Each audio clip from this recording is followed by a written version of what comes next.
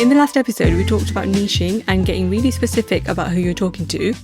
This week, I want to go one layer deeper because knowing who your sweet spot client is one thing, but understanding how they actually make buying decisions is a whole other level. And once you tap into that, your content will do so much more work for you. If you're new here, hello and a very warm welcome to Quiet Confidence with myself, Anita Popat. I'm a marketing strategist for Introverts, and today we're going to talk about buyer types. What are they, why they matter, and how to write content that speaks to each of them. I'm going to start with something I noticed with a lot of introverts specifically. Most of us naturally write the same type of content. So it's going to be really warm, empathetic, the kind of content that I talk about that says like, I see you, I understand your world, and here's what I think about it. And that style of content speaks really well to a certain type of buyer. But what about the others? We could potentially be missing out on all the other types of buyers who might be your sweet spot client and would absolutely love to work with you. So we can't assume everyone makes buying decisions the way that we do. But don't worry, that's why this episode is here. So there's loads of different frameworks on different types of buyers. But the one I'm going to share with you today is the Forrester buyer types. And there are 4 of them. And once you understand them, you'll hopefully start seeing them in other people's content. And you might even notice it in how you're buying things or how like friends and family are reacting to particular buyer messages as well. I find all of this really interesting, so I hope you do too. So let's get into the 4 buyer types. The first type is the analytical buyer. So this person needs data, evidence, and proof before they're going to commit to anything. They want to understand the process and to see that it's worked for people like them.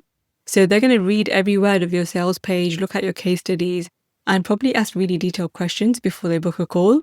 And that's not them being difficult. They just need to feel confident. So the content that works for them is the stuff that shows your thinking and the things that walk them through your way of doing things. So they've got enough of a picture to make a properly informed decision. The second buyer type is the amiable. Now, this is the one most introverts write for naturally, and honestly, it's where we shine. You'll see why in a minute. The amiable buyer makes decisions based on trust and relationship, and they need to feel safe, like you genuinely understand them. So testimonials are going to matter to this type of buyer. And that's not because they need the data. They want to know that someone like them had a good experience with you. So they're often the ones who've been following you quietly for months, and then they reach out because they need some time to get to really know you first. Then the third type is the driver. So this person is really decisive and results focused. They want to know what they're going to get, how fast, and what it costs. So they're not going to read every word on your sales page. They're going to scan for the key information and make a decision really quickly. They really respond to clarity and confidence. If your messaging feels like it's getting too long to get to the point, or it feels really vague about what they're going to get, you're going to lose them. So put all the information they need at the top, or just get rid of all the fluff. The fourth type is the expressive. This person is led by emotion, story, and energy, and they connect through personality and vision.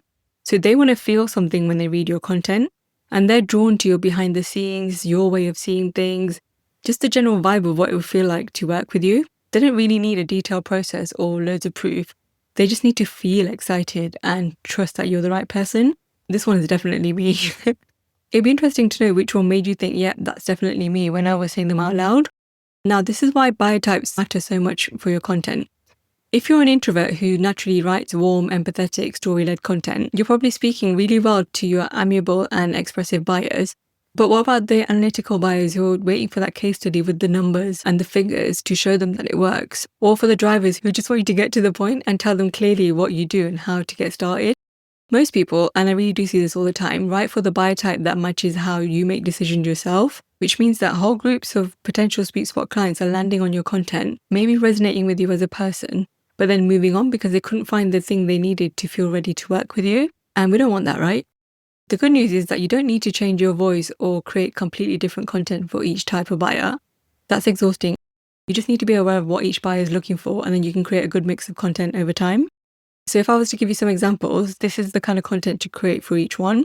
For the analytical buyers, share your thinking, like walk them through your process, write case studies that go beyond how someone felt, and show them the actual results of what happened. You need to give them enough detail to feel confident because this type of buyer wants to understand how it works before they commit.